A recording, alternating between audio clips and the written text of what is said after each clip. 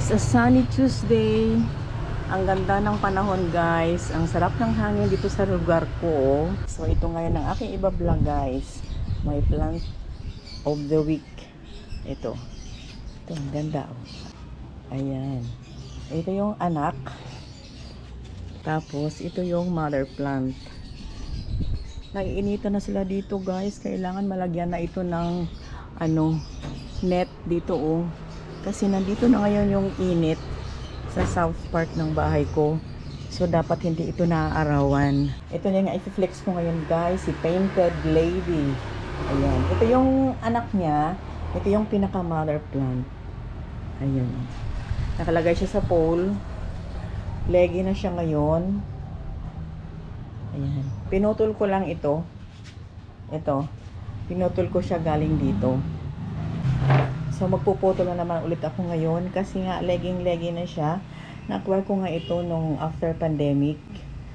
Medyo mahal ng konti.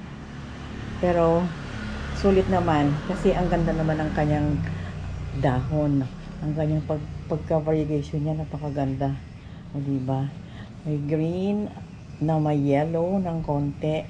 At kung makikita niyo yung kanyang stem, oh, may pagka-orange, may pagka-reddish, ang gandang tingnan. At saka talagang hindi talaga nagbabago yung variegation niya. Hindi siya nag-fade, hindi siya nag-revert. Kasi sapat yung nakukuha niya mga elemento doon sa spot na yun na pinaglagyan ko sa kanya ever since na nabili ko to. Pero sadyang talagang slow grower lang talaga siya.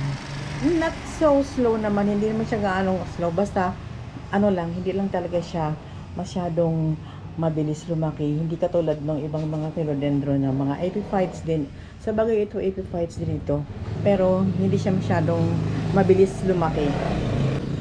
Ito, ang tagal ko na nitong pinapropagate stem, pero hanggang ngayon, hindi pa siya masyadong malaki. Ayan. Pero ito na lang ang konsuelo ko sa kanya. Hindi nagbabago yung kanyang variegation.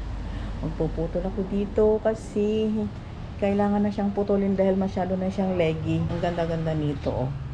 Ayan. Buti naman at hindi siya namatay. Ito, sobra niya ng haba. Ayan, oh.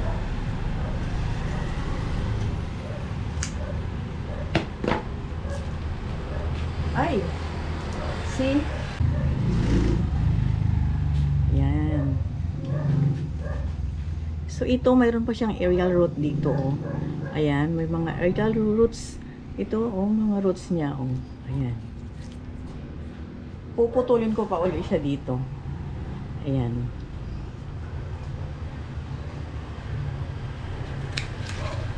Ito, water propagation ko to. Ito, itatanim ko directly doon sa substrate. Kasi, yun din naman ang ginawa ko dito sa halaman ko na to.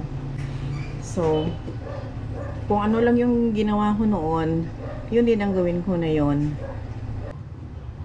Wala pa akong cinnamon powder. So, ito na lang muna. Ayan.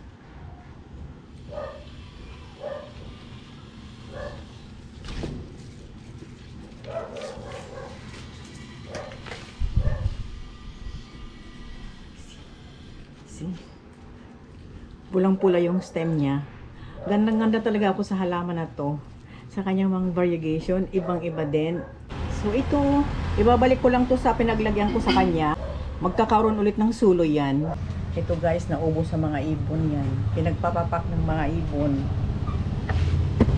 So ang ratio natin dito sa ating substrate, ito yung pagsusukatan ko. 6 na ganito. Pinili ko talaga yung medyo maliliit ng mga coco cubes, 2 parts din na ganito.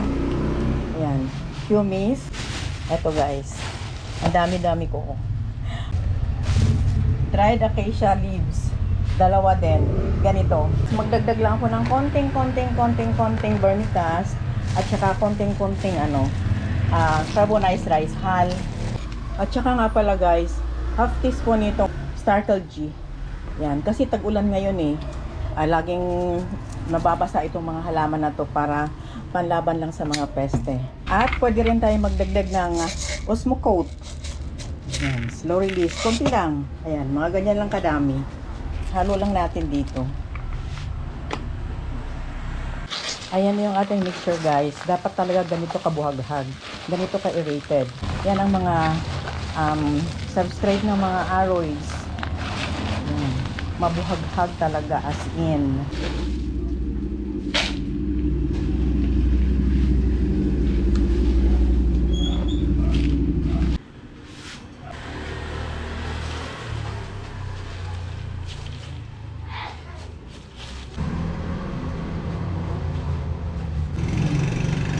Ma-absorb niya yan.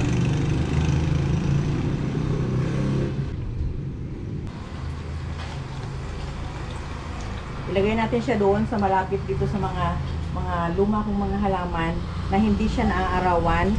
Kailangan bright and direct light lang ang makukuha niya.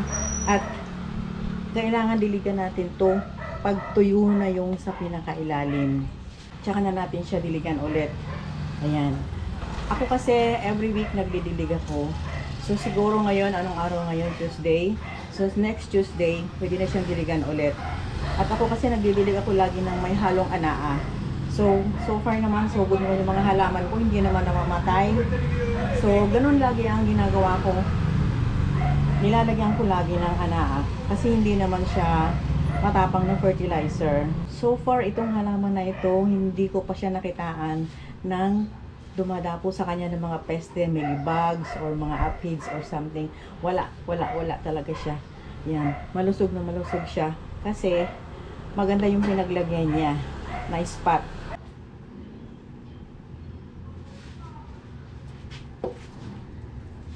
Lagyan ko ng 1 drop. Yan. Pag lumabo na ang tubig guys, palitan natin. Actually, first time kong ginawa ito. Yung stem ng philodendron, sana mag-ugat.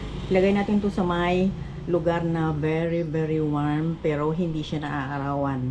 Basta nakakuha siya ng warm temperature. Itong place na to, napakainit dito guys. Pero hindi siya naaarawan. Siya. So ito, dito ko siya ilagay. Ayan. Napaka-warm ng temperature dito guys na hindi siya naaarawan. Ayan. Lagay ko siya kay Squamiferum. Diyan siya. Ayan. Okay. Pag nakita natin may mga ugat-ugat na lumalabas o kaya lumalabas na sa ilalim, pwede na natin siyang ilipat sa malaking pot para lumaking-lumaki talaga.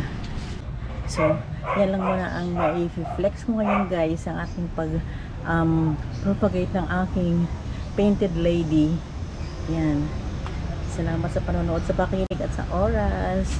At please subscribe, like, and comment. See you next time guys. Ingat-ingat tayo guys. Bye!